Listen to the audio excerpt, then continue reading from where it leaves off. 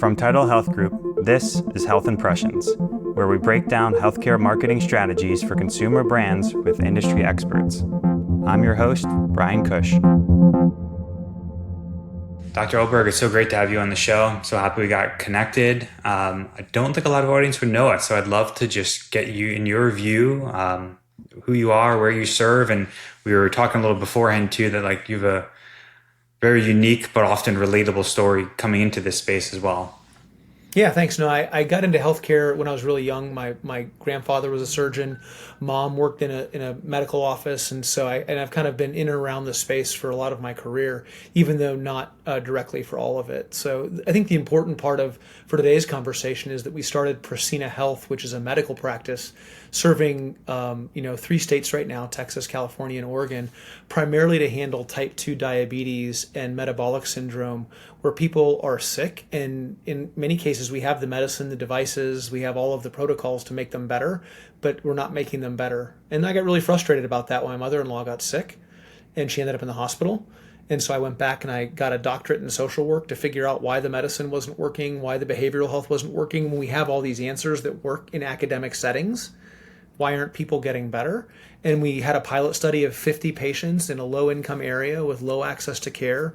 And instead of getting 50% or 10% of them healthy, like some studies have shown, we were able to help 98% of the population get better in 12 weeks. And then we kept them better for the next 2 years. And then we opened a medical practice using the same protocols. And we're going to end type 2 diabetes as we know it. Now, we're not going to cure type 2 diabetes, but we are going to make it much less a problem than it is today. We're seeing the same results in our clinic today. We had a patient just yesterday who we reported 5% A1C reduction over a 3-month period, which, if you're in this space, is just jaw-dropping to clinicians. And we see those stories all the time in our clinic. I'd love to peel the layer a bit more. You use the word medical practice and clinic, but I think the traditional definition that people probably think of is not how you're operating. And if that starts to step us into the personalization side, I'd love to. I hear that word, and I know he probably defines it very differently than most. Yeah, that's fair. During my doctoral studies, I ripped apart everything I could find about a medical practice down to the molecular level, and we rebuilt up our entire medical practice based on how do you make patients better in an economically sustainable way for a low-income population.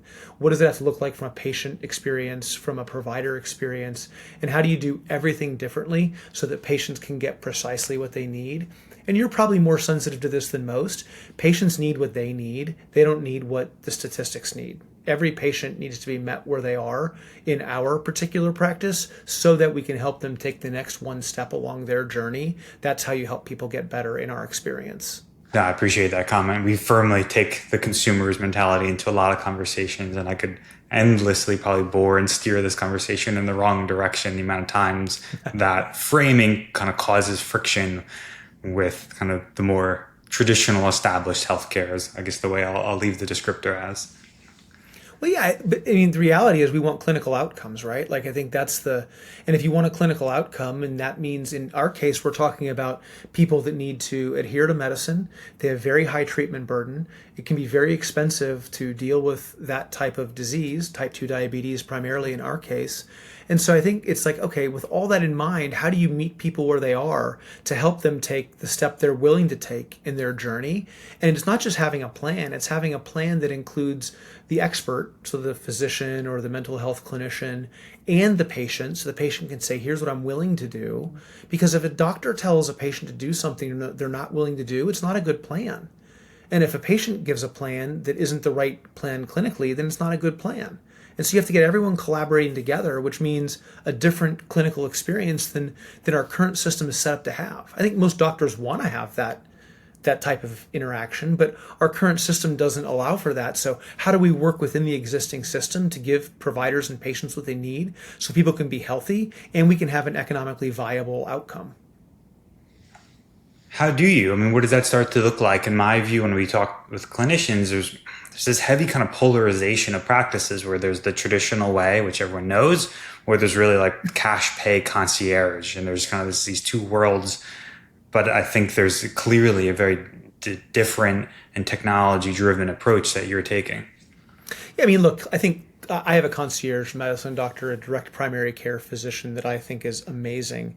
And it is a very similar model to what we're talking about with Precina. But Precina is designed to take patients, whether it's a fee-for-service environment, a direct contracted environment with the payer, or a cash pay patient. We wanted to make sure that with someone who had low income and low access to care, they would have the care they need to be personalized without having to pay extra on top of the system, which is oftentimes what happens in concierge medicine, is that it can be sometimes more costly, not always. And so, so what we do is we bring patients into our practice, we take insurance, and we spend time with them up front to create a plan. And then we just make sure that the patients are committed to the one next step. So that means looking at like all of the clinical medical issues they have going on. We look at the behavioral health issues that are going on, and we separate those into the things that are caused by the medicine and not caused by the medicine. And then we look at a whole bunch of the social determinants of health, and we look at the ones that are actionable for the patient versus those that are not actionable for the patient. And there's a whole other set of variables you look at that don't fit into the first three buckets. And then we triage all those from an urgency perspective, and then we overlay the patient's readiness for change. And so that all sounds really exciting. Let me tell you how that breaks down in reality. We had one patient who was eating ice cream and drinking chocolate milk, and that was the only way they were willing to take calories in. They had some mental health issues going on. And so the answer for them was changing the flavor of ice cream for a week. We dropped their blood sugar by 100 points by changing the flavor, and that gave them the trust to help us make the next one step. Another patient, it was their coffee creamer, changing the brand without changing the flavor. Another patient, it was about finding their motivation in teaching young kids how to read in a part of town that was underserved. And that was what gave them the motivation to want to take their medicine. Like, these are things that you just don't typically hear in a medical visit. Yeah, I couldn't agree more. And I don't think we'd get much pushback in the prioritization and the need for personalization. But how do you think about approaching that at scale? Scalability is the problem, right? I mean, teaching that at scale becomes the real issue. And, we started this before AI was the LLM kind of explosion that happened. And so we were doing this, our whole pilot study happened long before large language models. And so for us, it was about what's the analog process of putting the physician and the patient at the center of it.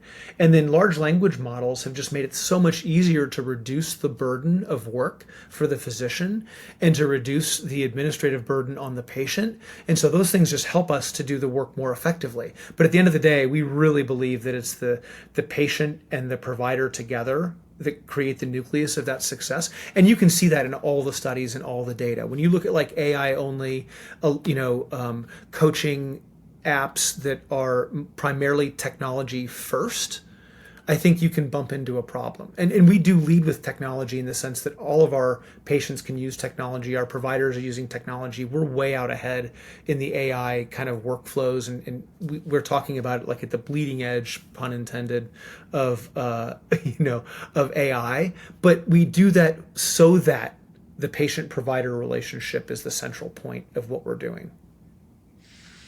Is there more that you could peel on that layer of thinking about that? Because I think it's an often pain point that technology becomes the forefront of the decision or the initial touch point versus it being supportive of the care interaction. I think there's lots of things that are kind of just vanilla table stakes in the future. And that is like, if you have a patient who doesn't have a smartphone, but wants to interact with AI, having them do that through a voice-only, phone system is possible now, where it used to be interactive voice recordings. Now it's actually AI that's interacting. And the technology exists today where the patient can interact with their chart, with the physician's instructions. And for us, we can do that in a HIPAA-compliant way and safe with medicines. Like, we've had to develop some of our own AI technology to be able to do that. But we have a way of now interacting where you don't have hallucinations that cause concerns for the patient. And we've created that set of guardrails. So if a patient calls and says, like, how much medicine was I supposed to take? The AI can look that up in their chart and do that successfully and help them with correctional insulin doses, for example.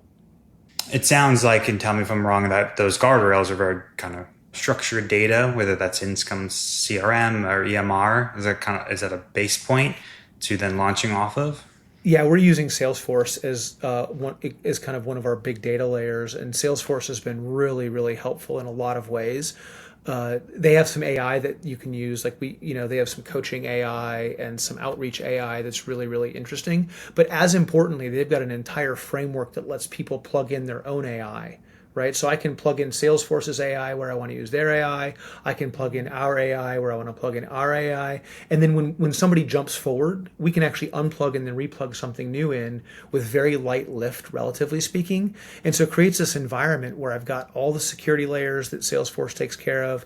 I've got the AI architecture layers that they've thought out really in a sophisticated way. And it lets us really focus on the parts where we can be expert and put things into AI that other people aren't working on. Going back to personalization, like how do you get an AI to listen to the undercurrent of a conversation that is different than the words, but listening in for the tone and those undercurrents, and then call a provider in where there's something therapeutic necessary. Like those are things we're going to work on that other people probably aren't going to work on, that become really, really important in a highly personalized environment. Yeah, and that's an interesting, you're actually walking towards a kind of a thought, and a question I think I had was, how do you start to train or really think about like what is the ideal state that's still supportive of the human interaction, but also then kind of when is the release valve moment as well? We had an interesting conversation a couple of months ago around some of that, around that they're building systems even just around the scheduling side of the AI, kind of being able to identify, almost like they called it the kind of like emptying cart kind of break point, that they would then triage and bring in a human in these different moments of engaging with the system. Yeah. Some things we're working on right now are like having an AI listen into conversations where a therapeutic trigger goes off that someone might not catch. And so one example of that could happen where labs are being read and there's something exotic that a provider might not normally see, and say, hey, you need a consult from this type of specialist based on what we're seeing. It's outside of our practice.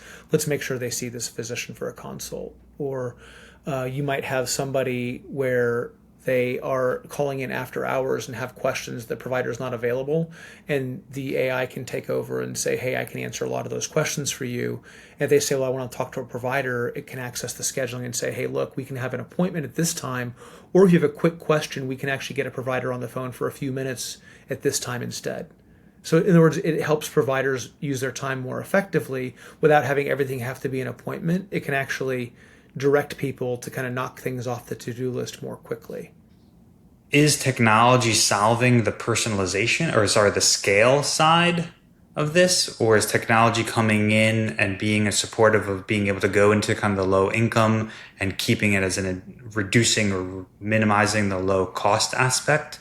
Because there's an interesting kind of linear thought I'm trying to think of, where you said the LLMs and the AIs kind of came further downstream. Yeah. So how were you thinking about technology kind of pre and post? I'm curious to understand kind of what it's solved for, when it's and what it's allowing to grow into.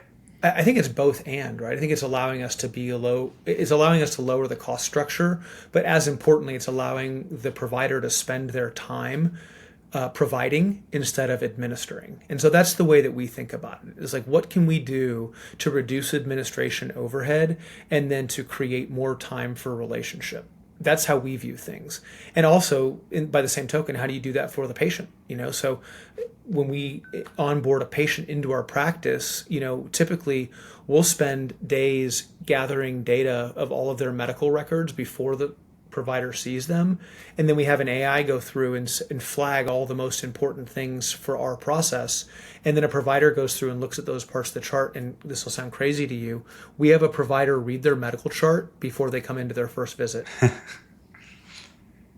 I know, it doesn't sound, I know, it's just, but we actually do that. And that way our providers know what types of questions they need to be asking, and they can have a straw man treatment plan coming into the visit and then offer ways forward for the patient that makes sense to the patient. But we want to start to see immediate positive feedback loops being generated after that first appointment.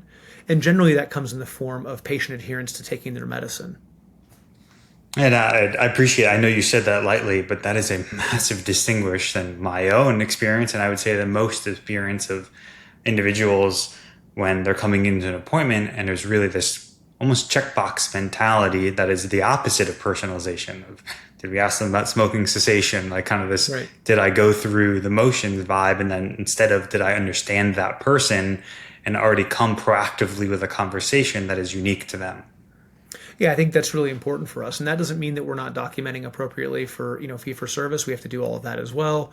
We have, and there's lots of people using ambient scribes, and so we try to grab all of that technology, obviously, but then we want to figure out like how do you get AI taking you forward even further, right? And so I think there's a lot of things we have that we're looking to even in the future where we can start training family members to be good support systems for families, but when they have a question, they can get together on the line with an AI, and the AI can identify anything that would say, no, you need a clinician involved in this part of the conversation, please hold. Is there more like you gave some really pointed, simple experiences too around like the individual with the flavor change of the ice cream? Like, can you peel even more layers? Like when I think a kind of a nascent first reaction may look at that and go, holy crap, like that's so personalized. How is that not time consuming on the physician's level? Is there a more layers pull on that of like the AI flagging or prompting something to the physician and how to think about that when you're doing more but with less time? Yeah, I mean, part of it is that we do spend more time with a patient. Like I think, when somebody comes in for their first visit, like, we might spend 30, 45, 60 minutes with a patient and then spend another 30, 45 minutes with their treatment plan. And that's how we set it up. And then we might spend, 2 or 3 minutes on a phone call with them for the first week every single day if the patient has that kind of questions, right? And that's okay. Because what you're doing is you're teeing up that long-term success for them. Right. And we have so many idioms in our culture about why this is important. A stitch in time saves 9.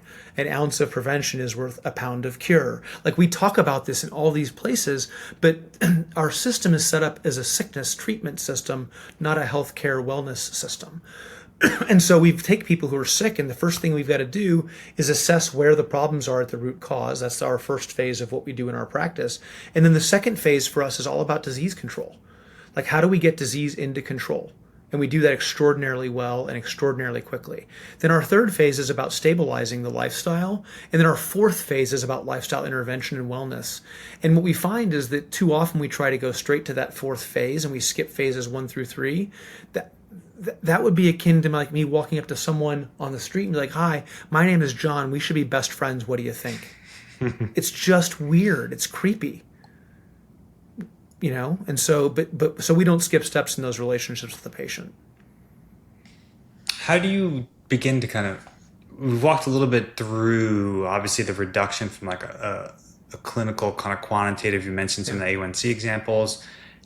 Can you talk a little bit more about kind of some of the behavioral and lifestyle tracking that you just mentioned and maybe how the patients are interacting with the clinician or even the technology themselves in between those appointments?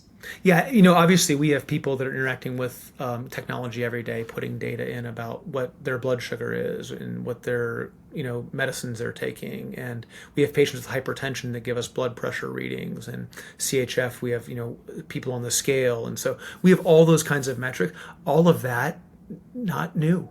Like there are people doing remote patient monitoring in every part of the system today, and which is fine. We just want to make sure that remote patient monitoring leads to immediate feedback loops where people are getting positive and critical feedback about where they need help. And so I'll give you an example. We had a patient who was in control for a long period of time and their blood sugar spiked, and I can't remember the number, so I'll make it up. But let's say, you want to be below 100 when you're fasting, 140 when you're eating, and this person pumped up to let's call it 300. On the phone with the provider's like, hey, you've been in control for months now, is everything okay? They said, no. What's going on? I'm visiting Miami. What's the story? I'm seeing my in-laws. I just ordered a whole pizza and ate 3/4 of it. Got it. Do you need some help? No, I'll be fine. It's great. Keep tracking. Let us know what's going on. And they were fine within 2 days. Like we got them right back in, but they needed just a quick 5-minute outlet. Yeah, and just knowing someone was there was help. Yeah, that's not less time. That's more time with the patient, right? Not less time. Yeah, we talk about that concept a lot. Is like, is this the highest and best use of my time? And Yeah, that's really just a lens within healthcare that I think is only more appropriate now. top of your license. You want people working at the top of their license. And so we take our providers and we train them. We spend 30 to 90 minutes per week training our providers on our set of protocols and how those protocols work both with technology and with the patient to make sure they understand. Like we think we've found a new way to treat metabolic syndrome. I think we've had the medicine for a long time. We have some great new medicines, GLP-1s and SGLT2s, and there's some great new medicines for sure. But like that pilot study I told you about, where 49 out of 50 people we controlled in 12 weeks, that was only using metformin and insulin. We weren't using GLP-1s. We weren't using SGLT2s. That was just metformin and insulin. So we've had medicines that'll work for a long time. We've got the right devices. When I went in to do all that research, it was really about what was the missing piece, and they just weren't put together correctly.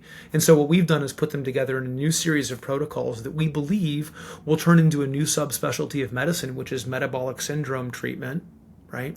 And will help people have the right medicine, have the right behaviors so that type 2 diabetes becomes a thing of the past. Hopefully we'll get insulin resistance into control, and then we can start focusing on things like hypertension, CHF, COPD, asthma that all have similar treatment mechanisms to get people to get into and stay in control. Yeah, I keep hearing these kind of two meta recurring themes just around adherence and support. And even to me, that jumps out even more when you make the reference that you're using drugs that are already been in existence and not even tapping into what's kind of the new and innovative side. Yeah, that's right. And it's like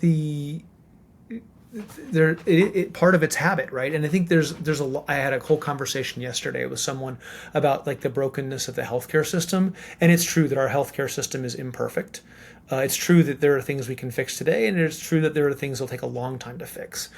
Our stance toward the patient, just being really pragmatic, is this. The system is what the system is today. There are things you can do and control right now to help yourself, despite it being a difficult environment. So let's do what we can do today. And we can still try to fix the environment and fix the process and fix the policy. All the work should be being done. But for today, how do we get you medicine? How do we get you the right medicine? And how do we get you controlled and then stabilized? Like those are things we can do today, despite the difficulties. Do you find any kind of pushback from patients as well? I don't know if there's a question in there, like there's almost a receptiveness that they have to be in a state to understand that and understand that space to take that step forward. Everybody is in a different place of readiness for change, right? And that can be from maintenance, because I've already made the change and I'm maintaining it, to pre-contemplation, I haven't even thought about it. And so remember I told you we look at all these different factors and then we layer across the top readiness for change. And we help the patient change where they're ready to change. Because if I ask someone to change in a place they're not ready to change, guess what's not going to happen? Right? They're not going to change. And so I'll give you another great quick story. We had a patient who needed dialysis or they needed insulin. Those were the two choices. And if they didn't choose one of them, they were going to be dead within 60 days. And so they said they didn't want to take insulin and they didn't want to take dialysis, didn't want to have dialysis. And so my team called me in as the behavioral guy and said, hey, look, they're opting for neither one of those things. You're on deck. Your call. And so I called the patient and said, hey, this is Dr. Oberg. My team tells me you don't want to take insulin. They said, I don't. I said, great. I support your decision. They said, you don't want dialysis. I don't. I said, I support your decision. I need to get you a referral to a palliative care doctor and make sure that you have an estate attorney. They said, what are you talking about? I said, well, they also mentioned to you, and you may not have heard this, but they mentioned in your chart that you're going to be dead in 60 days. And so I want to make sure that you have a will. I want to make sure you're talking to a palliative care doctor about how to pass away, in the most peaceful way possible. Can we talk about that? And they're like, excuse me? It's like, well, you may not have heard this in your appointment, but you're going to die in 60 days. And they're like, well, I don't want to die. And I said, okay, well, I support that too. Now, here's the challenge. It can't be true that you don't take insulin, don't take dialysis, and don't die. Like one of those things can't be true. And so they said, well, I don't. And so we walked through it. And what it turned out to be was they were nervous about taking shots. And they didn't want to go to a dialysis center. And it's like, okay, well, help me understand, which one do you want? And it ended up, we had insulin in their home by the end of the day. We got them comfortable taking shots by getting people on the video with them, so we could actually walk through it with them, and not literally hold their hand, but virtually hold their hand, and take all the time that was necessary to get them exactly what they needed where they were, which is comfortable taking an insulin injection. Yeah, what a beautiful and painful example. And I think what I hear is so funny. It's just like a simple base human psychology underneath that. It's just like the adage of like, you need to hear something 7 times before you hear it once. And if that patient was guarded to just that single interaction, what downstream kind of massive adverse effect or outcome may have happened even before death that would have brought them into the healthcare system in a different way as well. When education, I tell people all the time, education only comes once you understand the motivation. Like, we don't educate people about what to do or how to do it until we understand why they want to do it. Like, what's their reason why? And the patient's why is the powerful thing. It's not the doctor's why. Our why doesn't matter. It's the patient's why that matters. That's how you personalize all of this for them. And so teaching our providers, I was talking to my providers, Wednesday about this, and I was like, I don't think you've learned this in school. And they just laughed. They're like, we didn't even talk about this topic in school. And this is why it takes us, hours and hours per month to help sensitize our people to this part of the protocol, which is uncovering the why for the patient so that we pick the right treatment plan. And that treatment plan changes over time for people. Like, that's what personalization is all about. And so how do you do that at scale? Well, you have lots of technology and processes and systems that kind of wring out the excess unneeded things so you can focus on what's really important, which is relationship. And then we don't focus on efficiency in the relationship. We focus on effectiveness. And that sometimes takes time. Yeah, and it's funny. I've heard a couple lines towards this throughout, and I may be steering this conversation in a whole nother direction, but it's funny that you said that our why doesn't matter, and then you pointed out the amount of minutes you use to train the physician. And I think that's such a breath of fresh air that I even as a non-MD, I can tell you that no one's being trained that. I'm curious, like, how much of your day, or how do you think about the physician education side of this?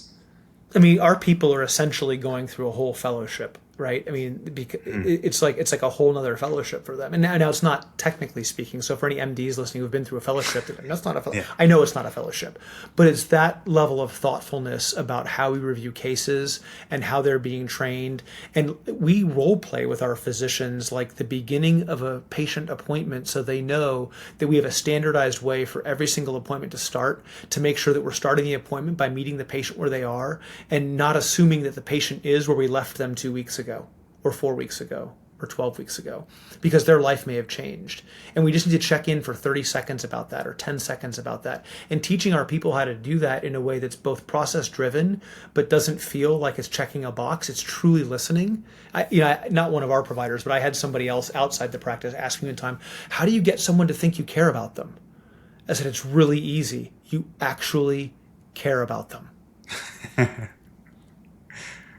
What a foreign concept. I know. It's just, and they were, I mean, it was just like, whoa, it's like, yeah. Come on, man. I think most MDs and healthcare providers do actually care about people. That's why they came into the space. And so I don't think that's a problem in healthcare by and large. I think most providers really, really, really do want great clinical outcomes, really, really do want everyone to be, economically sustainable, themselves included. And I think we just have a system that needs to pivot. And the system was built for the right reasons at the right time, but it's time for it to change. And so we believe we've got to change that from the inside of the system. Where is Dr. Oberg looking towards and most excited? It could be if it's a technology lens, or where is your eyes on the horizon? Yeah, a couple things. We're using technology right now. We think we can lower the cost of some mental health care delivery by as much as 95 or 98% within the next 18 months. And so we're developing some technology to do that by engaging paraprofessionals in the process and communities. And in doing so, we're going to engage retired adults who can be drawn into the system and not feel marginalized by the system.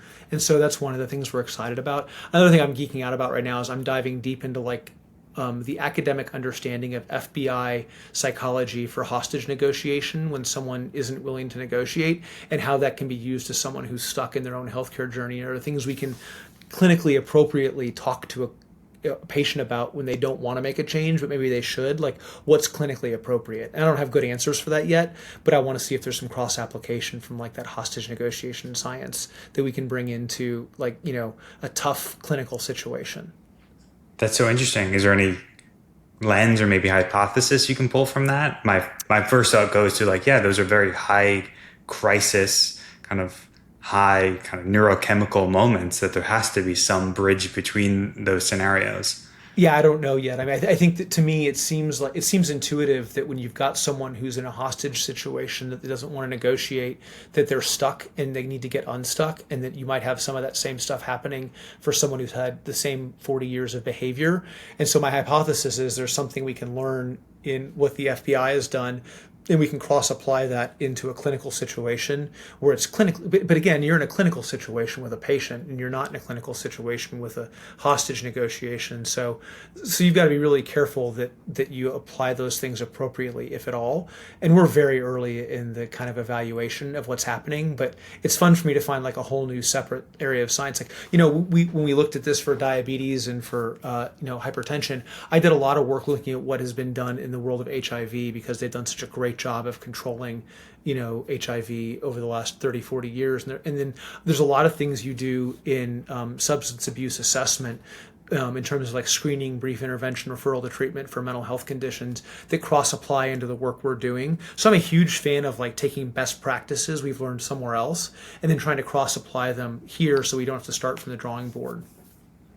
Yeah, this group and this audience and kind of many of the guests we've spoken to, that we've come to that topic a lot of just learning best practices from either adjacent or really just non-linear categories. Yeah. Heavily in hospitality, you're even seeing it with some kind of like the hiring side, and in healthcare, bringing just that kind of consumer hospitality into healthcare, which again, should probably not shocking to you, but it is shocking to kind of the more core healthcare category. I mean, 20 years ago, I did a case study in my master's program that there was a group of, I don't remember which hospital it was, maybe in the Carolinas, that took a group of executives out to a 5-star hotel in California and had the entire executive stay for the week and then take notes on everything the 5-star hotel did that they had to take back to their hospital. And I think you've seen a lot of that in hospitals, particularly in the OBG or the labor and delivery, L&D wards, where you see like just a much higher level of service. And so I think that if we could help patients become better consumers of their own healthcare and take agency into the kind of clinic, I think we're going to see a more educated group of people coming in and taking more responsibility for their healthcare. And that's going to be one piece of what we need to see happen. Not to say that we should be confusing a Google search with a medical degree. I don't think that's healthy. But I do think that it's healthy for patients to want to be their own agent in the process and to ask questions. And that means that physicians and all of our providers are going to need to be thoughtful and patient with the patients about answering questions and getting them educated, and so it's only going to help the process. Yeah, it's a fun example. I wonder if we interviewed a Dr. Newworth, who he's a clinician by trade, but I think he was a chief innovation officer at Atrium Health across Carolinas. And he talked a lot about that. He really reframed the entire health system to define them as consumers, and you really think about them not just in that 15-minute increment as a patient, but what is the universal journey that they're experiencing in and out of our health system. So whether that was the example or not, really made me think of there is a lot of kind of education being done in that space. Yeah, and yesterday I spent time with a patient who they just needed help shopping in the grocery store. And so we spent time going through literally what a meal plan might look like that works for them, and then what a shopping list would look like. And we were using AI, of course, to short circuit the heavy lift of all of it. And just made it so easy to use technology to say, okay, well, here's a meal plan for the week. And what does this look like to you? He's like, well, I don't like this. Okay, well, I don't like that either. So let's cut that out and let's cut this out. Let's reprompt the engine and then let's make a shopping list for you. And then are you going to have time to cook? And do you want to make a schedule? And it really helped them feel like they had agency for what they wanted so they could take their health journey that next one step at this part of the journey. And so I think there's a lot of places that technology is going to help lighten the load for people. But there's so much new technology. We're early days right now. Yeah, and there is. It's funny, there's a lens too that we've seen. To be curious if you track this or just even honestly just your educated response to it. Of there's this moment when you meet them, a consumer where they are, that they lean in more. There's then this kind of further pressing to the pedal that there's an engagement and now an incentivization of their healthcare. And one example where I'm now calling to mind is we were speaking with a specialty pharmacy around patients with hemophilia. And there's numerous types similar to your example of that patient at home that's just afraid of the shots, afraid of just how is this going to tether me to my house? Will I ever get to leave again? And every time they'd peel away and they'd understand the difference of themselves against a lot of their competitors is they would just mail out the drugs, and then the drugs stacked up at these people's homes, and then they expired, and then it actually caused an inverse incentive that the patient stopped reaching out. Where that moment of kind of meeting at that fear state, they're actually now getting their patients, they see over a linear path that they lean in more to go, well, okay, you've relieved this burden, like what other misconceptions do I have about my disease or about this category? Well, and I think that, with that, and again, I had a conversation this morning with someone around, like, we can't drink our own Kool-Aid. Like, we really have to understand what their experience is, and we've got to get comfortable with not liking the answer, right? But if we're not dealing with the truth, then we're not able to make the impact that we want to have. And so we've got to get, scientific about it. And that means that you've got to be objective about what's happening and look unemotionally at a highly emotional situation from the patient's perspective, even the provider's perspective in some cases, and really kind of say, okay, how do we get our own Kool-Aid out of the conversation and figure out, like, what is the patient reacting to? What is the provider reacting to? What, that's hard work to do. And you've really got to slow down. And for us, we talk about getting granular. Like, how do you really get granular around every little interaction that's happening? Well, I've appreciated this conversation, and I'll say it's definitely a breath of fresh air. And it's funny as more on the marketing side. If we had degrees, honestly, I think I would bestow you kind of a degreed brand strategist. If you've never heard that before, you really have that ability to just put your ego away. I mean, that's the hardest thing, is how do you actively listen to that other person and meet them where they are?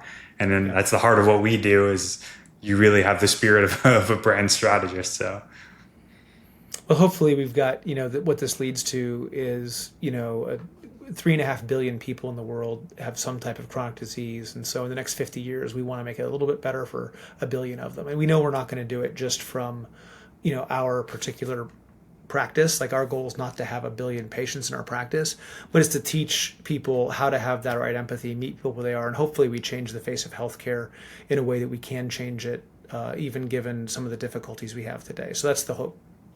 Yeah, and it sounds like you're doing some great work. It is a framework that sounds very applicable to so many then different subsets of healthcare. So yeah, we're excited about it. Thanks for having me today. I really appreciate the time to come on.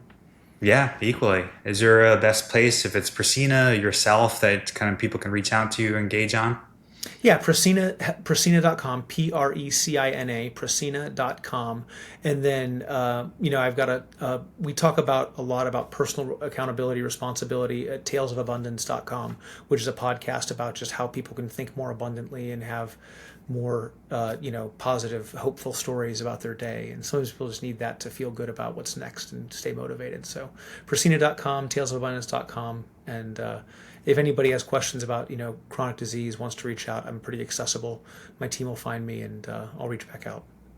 Well, absolutely love that name. Shockingly, I actually didn't know it, but we have a funny saying internally here of things are just problems of abundance. So I love that name. Yeah, that's great. Thanks, Bryan. I really appreciate the time. Thanks for listening to Health Impressions. Subscribe on your favorite podcast platform so you never miss an episode. Leave a review to help us improve, and connect with us on social media. Keep exploring, learning, and pushing boundaries. Tune in again soon.